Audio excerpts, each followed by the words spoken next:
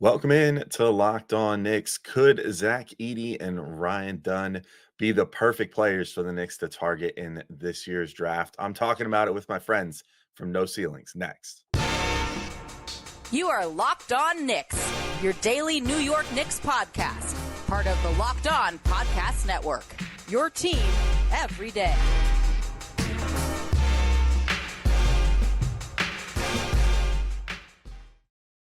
All right, welcome in to Locked On Knicks. I want to remind you today's episode is brought to you by LinkedIn Jobs. LinkedIn Jobs helps you find the qualified candidates you want to talk to faster. Post your job for free at linkedin.com/lockedonnba.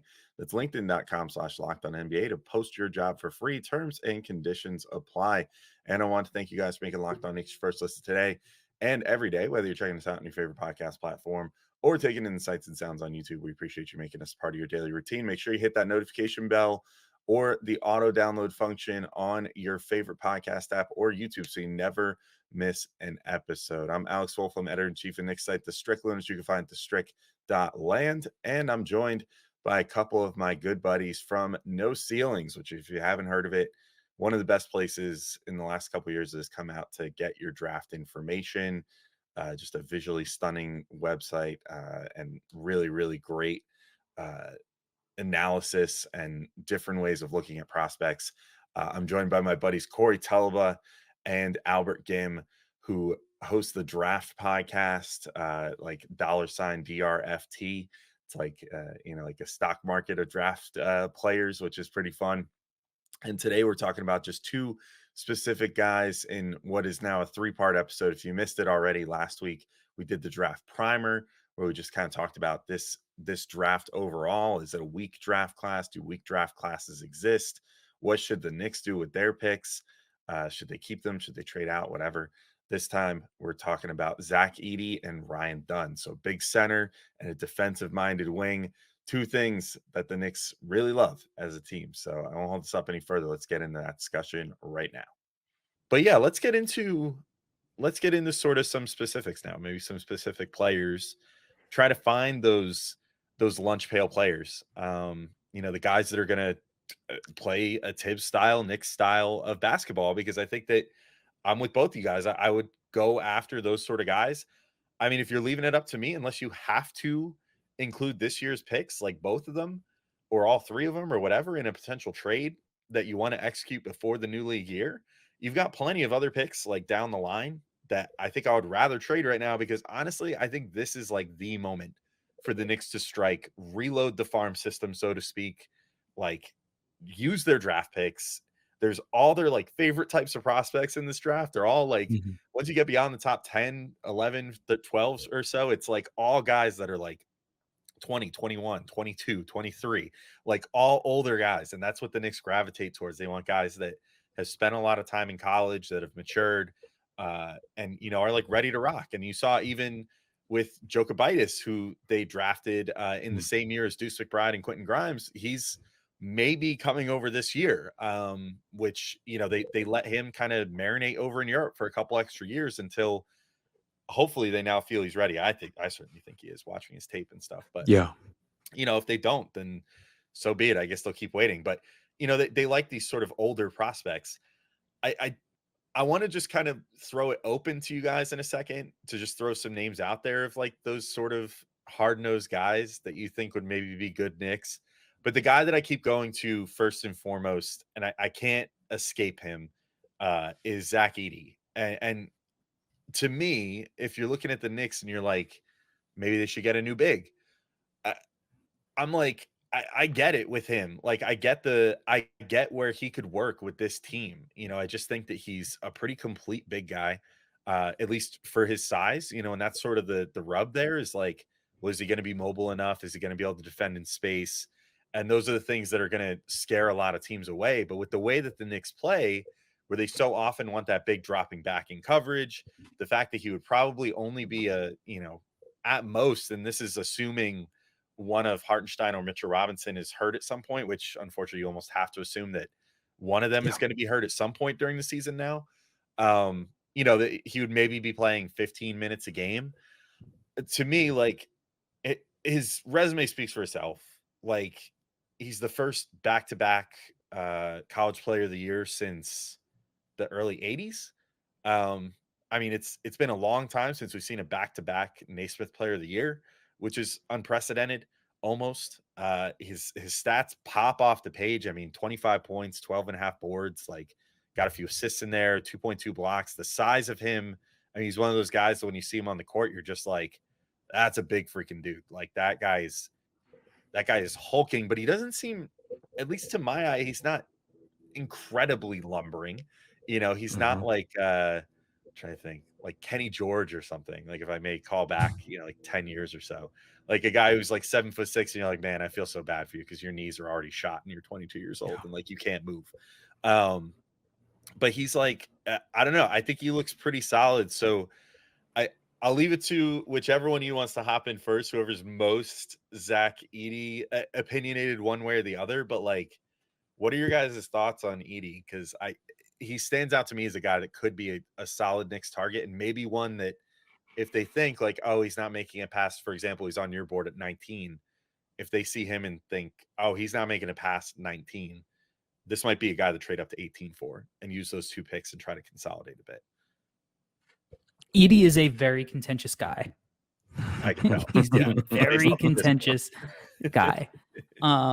But I think that he is also the guy that has like the most similarities to like Jalen Brunson in this draft, and not in obviously in the way that he's playing on the court, right? Like one guy is a 6 foot, like dynamo point guard, and the other guy is a 7'5" behemoth monster.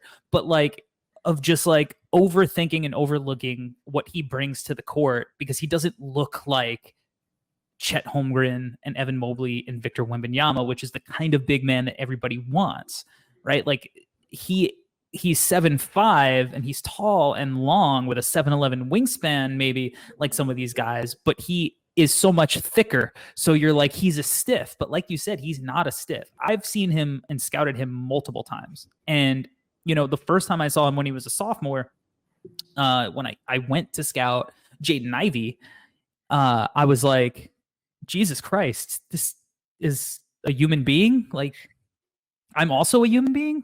Like, how does that work?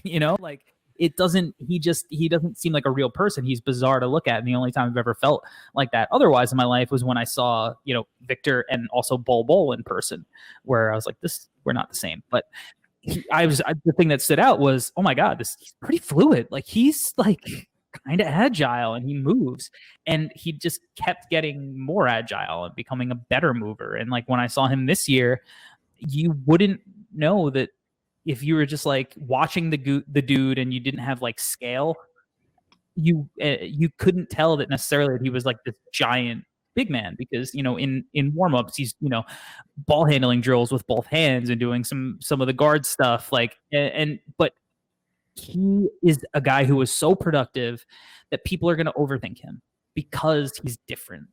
And I think that in this draft, identifying who could be an outlier, because it's not supposed to work, but outliers are outliers for a reason. Jalen Brunson is an outlier. If Jalen Brunson was easy to find, Mark Sears from Alabama would have entered the draft. And, with Brunson's success, he would be a top 5 pick, because they'd be like, oh, this is the next Jalen Brunson. But Brunson was an outlier. I think Zach Edey is going to be an outlier. You can't find guys like him. Now, does that mean that he's going to be a superstar, all NBA type guy?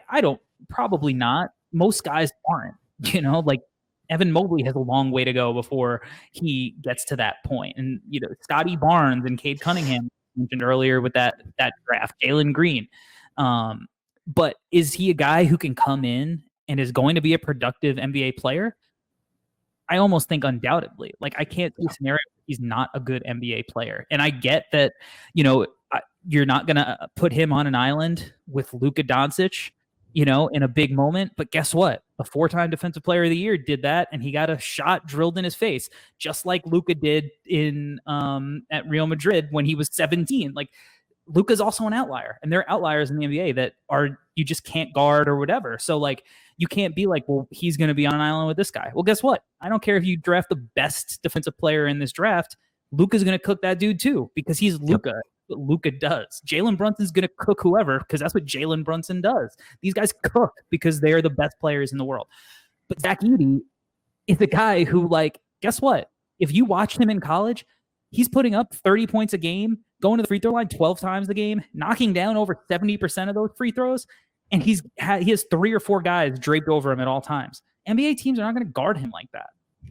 So to think that he's not going to be effective in the NBA, he's going to do that against single coverage. The best defender in this draft is Donovan Clingan, 2-time national champion, from UConn.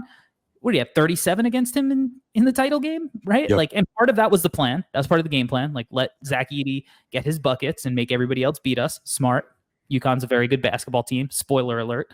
But he could still do that to the best defender in the draft. He's going to do that against good NBA players because he's not done getting better himself. These guys are not finished products. And sometimes we look at floors and we mistake that for not having a high ceiling. But guess what gets you in the NBA? Onto an NBA court? Having a floor. So are you saying that some might say that they have no ceilings? I wouldn't put a ceiling. I wonder, where that name came from. But really he's going to get on. Yeah. Give me one more minute to do the math on that. Yep, checks out. No, if you have baseline skills, you'll get on the floor. And when you get on the floor, you can develop other skills. That's how you get better. You don't get better necessarily. Not everybody's going to get better being in the G League because the G League is a professional pickup game a lot of times. So you need to play against NBA players with NBA defense. And in bringing skills like dominant defensive rebounding, really efficient offense, people mistake Zach Edey as just a post guy. Well, that's just what they did in college because college is weird. But he's also a 100th percentile roll man. So he sets the best screens probably in the draft. He finishes everything around the rim. You have to foul him. So he's not perfect. He has things he can work on. There are going to be defensive questions, but he's going to play a drop. He's not going to be blitzing and hard hedging and, all of that. He's going to be a good enough defender with what he can do to play to his strengths. And there's room for areas to grow if he gets on a court. What if he's a better passer? What if he improves? Who's to say? He's always gotten better. He can get better. I personally think in this draft, he's a top 10 player. There are guys I would take ahead of him. That maybe cleaner fits or roles or whatever. But if we look back and we're like, Zach Edey is one of the 5 best players in this draft, I am not going to be surprised because that's what outliers do. People said very similar things for very different reasons about a guy like Alperen Şengün. Outdated. He's 6'9". He's a post player. How is he going to survive on defense? These guys that are good at basketball figure out how to continue to be good at basketball. And just because they're not a raw dude that jumps out of the gym and isn't good at basketball, that tricks you into thinking they might be good at basketball one day, the guys that are actually good usually continue to be good. And those are the type of players that the Knicks target. All right, we'll be right back. But first, I got to let you know that today's episode is brought to you by LinkedIn Jobs. When you're hiring for your small business, you want to find quality professionals that are right for the role. That's why you have to check out LinkedIn Jobs. LinkedIn Jobs has the tools to help find the right professionals for your team faster and for free. And I've never really been in the position to hire, but as a hiree, I have always loved LinkedIn Jobs. It serves me jobs that I wouldn't otherwise know to look for. And it finds perfect fits and ones that you might not have thought that you were looking for but end up being perfect for you. And that's why LinkedIn isn't just another job board. LinkedIn has a vast network of more than 1 billion professionals, which makes it the best place to hire. It gives you access to professionals you can't find anywhere else. LinkedIn does all that while making the process easy and intuitive. Hiring is easy when you have that many quality candidates. So easy, in fact, that 86% of small businesses get a qualified candidate within 24 hours. And LinkedIn knows that small businesses are wearing so many hats and might not have the time or resources to hire. And that's why 2.5 million small businesses use LinkedIn for hiring. So post your job for free at linkedin.com/lockedonnba. That's linkedin.com/lockedonnba to post your job for free. Terms and conditions apply.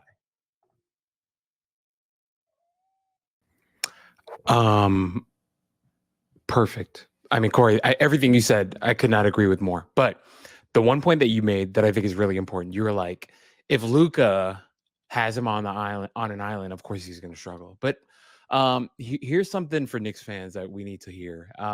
If Luka has Mitchell Robinson on an island, he's going to destroy him. If Luka had Isaiah Hartenstein on an island, he'll probably destroy him too. And I think that's what's important here, right? Perspective. Everything that Corey said, I think, is so important. The thing with Edey, we talked, Corey, you talked about the mobility, you talked about the productiveness. Let's look at our Knicks centers and why Tibbs loves them so much, right? Both Hartenstein and Mitch has worked on this, right? They set good screens. They're great on the glass, great on the offensive rebounds. Obviously, we're the best offensive rebounding team out there.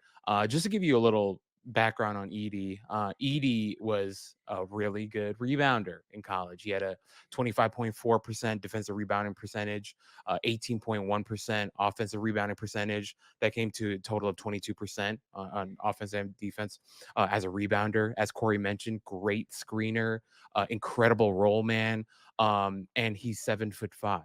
Like, I think if we were to compare, and let's just do it, right? Do the thought exercise of, do I want Jericho Sims or Zach Edey? I know that sounds kind of reductive, but I'd take Zach Edey every single day of the week is kind of where we're at right now, right? And the thing with Edey, people, all the critiques are the same. He's heavy-footed, he's slow, he's got one move. Well, let's look at it this way. If we're the New York Knicks specifically, and we're drafting Edey to be either a second or third center on this team, why does Zach Edey need 12 moves in the post? I'm good with one. And if it works as well as it did for him, where he averaged 25 a game, I'm good with that, right? Because I'm not asking him to play 30 minutes a game for the New York Knicks. It's just not an option, right?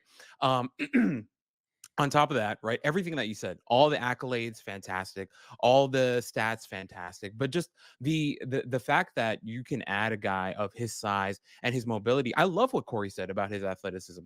He's 7'5" and he's really coordinated. He's very fluid in his movements. Is he going to run the fastest 40 time? Probably not. And I know at the combine, they posted all these videos of him doing that dash, right? I don't even know what it is, but they had him running in a straight line. And everyone's like, oh, look at this guy. They made all the jokes of him being Mr. Larson, right? From Happy Gilmore. Was that his name? I forget. But anyway, they made all those jokes, right? And I'm like, well, you know, that's not why you draft Zach Edey. We're not trying to put him in any foot races, right? And like Corey said, you're just going to play him in a heavy drop and he's going to be fine. Why? Because number one, he's going to defend the rim. He's gigantic. He moves his feet well for his size, moves it well enough. He's not going to guard Dame Lillard. That's fine. Neither are Mitch and Hartenstein. And he's going to rebound the hell out of the ball. From my experience, right, and from all of our experiences, guys who've watched the Knicks, Coach Tibbs likes guys who can rebound the ball. You know, Jericho really struggles with rebounding the ball. He's not a great defensive rebounder. He's not a great offensive rebounder, but you get Zach Edey in the building and he's going to be great at both and be gigantic once again. And I know I keep saying that, but I think it means something. And I think the whole outlier perspective that Corey is sharing is such an important one as well, because if we're talking about this class where we're not finding our 1A all-stars, and for the Knicks specifically, who are picking at 24 and 25, why would you not take your chance on a guy like this is kind of my perspective. It's easy to tear him down and to come up with all these reasons not to take him. But when you actually compare all of his strengths and his pluses and his minuses, I think the net outcome for Edey is like easily a positive. And if the Knicks get a guy like this at 24 or 25, they should be really, really happy with the outcome of what they did that night. Yeah. And I mean, to the point that both you guys are making, you know, if he got by and he only had one move, like you said, Albert, like if he just has one move, whatever, much like a Jalen Brunson, you know, if like you said, Corey, if he's putting in the work like a Jalen Brunson type is putting in, suddenly he might have four moves if he spends a little time in the NBA and is practicing against Isaiah Hartenstein and Mitchell Robinson every single day. And it's also one more move than Mitch has. Exactly. Which, you know, hey, are we forgetting about the one time per year that Mitch puts the ball on the floor from the 3-point line and goes in for a 2-dribble dunk? I mean, that's his second move. He only busts it out once a year, but it always gets us excited when he does it. But yeah, I mean, that's all it takes for a guy like that to potentially, you know, turn himself into maybe an all-star in the NBA, but if nothing else, just a productive player that can play 20 minutes a game behind Isaiah Hartenstein or something, and maybe makes your decision to include Mitchell Robinson in a trade, for salary matching and value purposes a little easier, even if it would be really painful. Because I keep saying it. I think it's likely that he's that guy that would need to be included to make a trade work. And yet no player being included would break my heart more than Mitchell Robinson, because I love the kid and I've literally seen him grow up like from a baby basketball wise into the grown man that he is today. But anyway, we're not talking about that. We're talking about the future here. And we're talking about other potential guys the Knicks could look at. All right, we'll be right back to finish up this discussion on Ryan Dunn. But first, I got to remind you all that this episode is brought to you by eBay Motors. Passion, drive, and patience. The formula for winning championships is also what keeps your ride or die alive. eBay Motors has everything you need to maintain your vehicle and level it up to peak performance. Superchargers, roof racks, exhaust kits, LED headlights, and more. Whether you're into speed, power, or style, eBay Motors has you covered. With over 122 million parts for your number one ride or die, you'll always find exactly what you're looking for. And with eBay Guaranteed Fit, your part is guaranteed to fit your ride every time or your money back. Because with eBay Motors, you're burning rubber, not cash. With all the parts you need at the prices you want, it's easy to make your car the MVP and bring home huge wins. Keep your ride or die alive at ebaymotors.com. Eligible items only, exclusions apply. eBay Guaranteed Fit only available to U.S. customers. I'd written down a couple other names I was thinking about asking you guys about, and I think I wrote this name down. And I want to talk about him next because honestly, he's next on your big board compared to Zach Edey. But he's actually a guy that really intrigues me a lot. I've seen his name come up a lot, and he's not someone I've done a ton of research on myself yet. So maybe you guys could just give me a crash course real quick. Ryan Dunn is someone very interesting to me. I look at his stats, and they remind me a lot of like a taller Matisse Thybulle, who is one of my favorite college prospects of the last number of years. I also was a huge Brandon Clark guy. I love the guys that have the nonsensically high stock numbers, particularly for their sizes. And Dunn certainly fits the bill. 6'8", averaged 1.3 steals, 2.3 blocks this year. I mean, if you want to talk about guys like, struggle from three, it only shot 20%. Doesn't seem like on particularly high volume. He wasn't a particularly high volume shooter to begin with. He only had like a little over 6 attempts per game from the field, period. So not exactly a guy you're looking at saying this guy might turn into like a huge scorer in the NBA, though who knows? Because he's 21 years old. He's still got room to grow.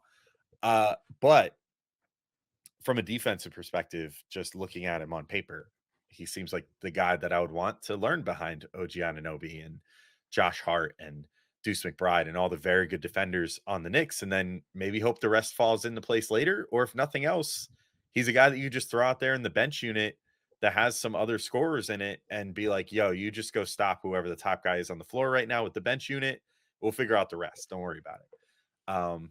But yeah, I don't know if, again, I don't know if either of you have a more pronounced opinion on Dunn than the other. But whoever wants to lead in on that one, I'm curious your thoughts on this guy. I'll go quickly, Corey, and I'll pass it over to you because there's a specific part of his game that I think you definitely should talk about. But I'll just say this really quickly. As you mentioned, Alex, defensive weapon. I think off the top of my head, I think he averaged like 3.5 stocks per game. I hope I have that right. But just an absolute 3.6. Okay, so just a defensive weapon. A guy that offensively right now, what is he? He's a play finisher for sure. You're not looking for a lot from him offensively, but an absolute terror in transition. A guy that will grab and go and can do a lot in that sense. But it all depends, right? It's, especially in a class like this, you're looking for guys. I think, like in this class, if you have a specialty skill, you're going to have value and you're going to go higher than I think people realize. I think, of course, it's going to go either way. I think in this class specifically, it's either you're going to have like this crazy ceiling that people are having trouble quantifying, or you have a really high floor because you have a rock solid skill set that like execs will look at you and be like, oh, you're going to do this on the NBA level, no matter what type of situation. Right.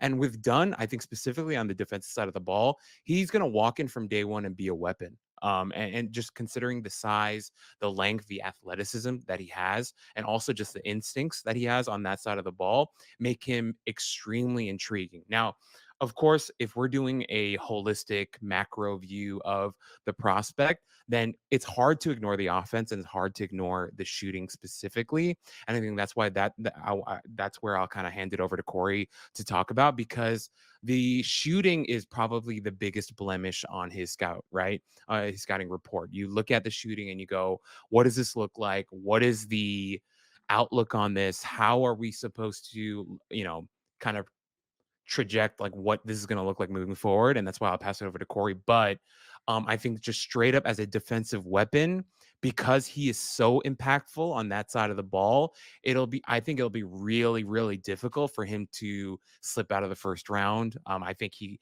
could easily go before the 20th pick in this class. And so and once again, it's because it's such a clear skill set of his where he's going to be really, really impactful on that side of the ball.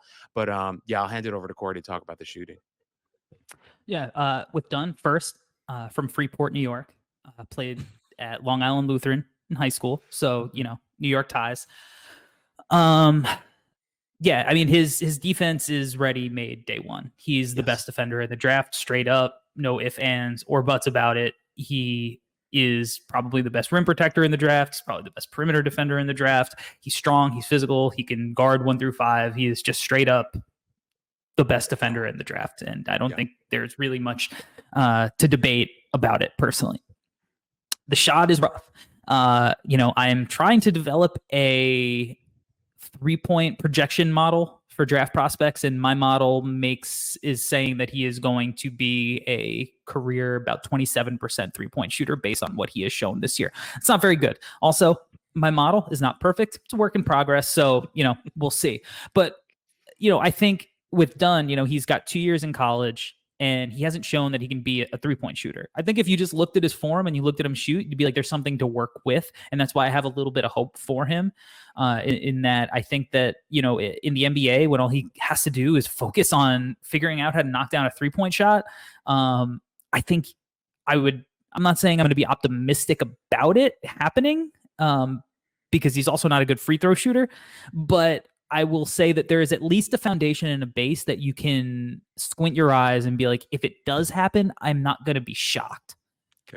I have watched and it's not that it took me that long because I think he only took 27 threes, but I've watched every shot that he's taken there and broke it down very closely because I was going to write a piece about his shooting specifically. And then he also shot really poorly at the combine. And I was like, I don't know if I need to go out on a limb about this guy's 3-point shooting in public. But I think what I'll say is if you're looking at somebody and you're like, hey, who is the most Herb Jonesy guy? A guy who people are overthinking, who clearly had this valuable NBA skill and only really needed this one thing to click. I think it would probably be Brian Dunn because he has an elite skill. There's not a lot of players in this draft that have elite skills. He has an elite skill on the defensive side of the ball. So all he has to do is figure out how to shoot spot up 3-point shots. And even if he does it at a respectable level, teams still aren't even necessarily going to respect it or guard it out there. Like Isaac Okoro, who was a terrible 3-point shooter in college, kind of is a pretty good shooter now. But you're not running out and hard closing on him. So Dunn's never going to have that. But Herb Jones was a guy who in college shot, I think, in the 20s as far as percentage goes. He shot 0.7 attempts his freshman year, 0.6 his sophomore year, 0.5 his junior year. He was 27% his freshman year, 29% his sophomore year, 7% his junior year, and then he shot up to 35% on 1.7 attempts his senior year. Ryan Dunn isn't going to have his junior and senior year to workshop shooting jumpers, but now Herb Jones shot 40% now a few years into his NBA career. And again, he's not a guy that you're looking at and you're like, oh my God, Ryan Dunn is shooting a jumper. Let me hard close on this thing, right? He's not that kind of guy. But he is shooting and hitting enough of them that he's going to make you pay because you're not doing that. And that'll allow him to excel at some of the other stuff he does. And so I think that there is a world in which that happens for Ryan Dunn, because he has all of the other stuff. He's a freak athlete. He's a freak defender. He's strong. And I think strength is the most underrated aspect of prospect evaluation in the NBA. You have to be strong AF to step foot on an NBA court. And most young players are not. He is. And so I think he has an underrated base, because there's going to be a coach who's like, you know what? I don't care about his shooting. I got 3 other guys on the court who are shooting 38 to 42% from 3. I'm just going to let this dude run wild defensively, and I hope he makes a few open shots and gets a few buckets in transition for the amount of time that he's on there. And if the shot comes around, he'll be a guy that can stay on the floor continuously. But these guys who play hard, who rebound, who finish and defend, they find a way. Josh Hart, not really scared of him as a 3-point shooter, but he hits enough that he's not afraid to shoot it. And if Ryan Dunn's not afraid to shoot, and like you said, he didn't shoot a lot in general, and part of that is based on Virginia and the way that they play. And they shouldn't have been a tournament team. St. John's should have, been in the tournament. This is a conversation for another day. But yeah, I think that Ryan Dunn, there's a lot of reasons to buy into what he can bring to an NBA floor, because if you're just telling me he's got to figure out how to shoot and he's got that kind of form that's not completely broken, as a player development coach, I would be like, I can work with this guy. Yeah. I mean, there's certainly a good enough sales pitch for me, as if I wasn't already sold enough. If I invoke Brandon Clark, that's how I'm sold on any given guy, because that was maybe one of the hardest draft crushes I've had of all time, was Brandon Clark. All right, that's it for today's episode. Hopefully you enjoyed the look at Zach Edey and Ryan Dunn and how they could possibly be perfect fits for the Knicks. But the next episode, look, I've been honest about it this whole episode, and this whole time I've been talking with Corey and Albert.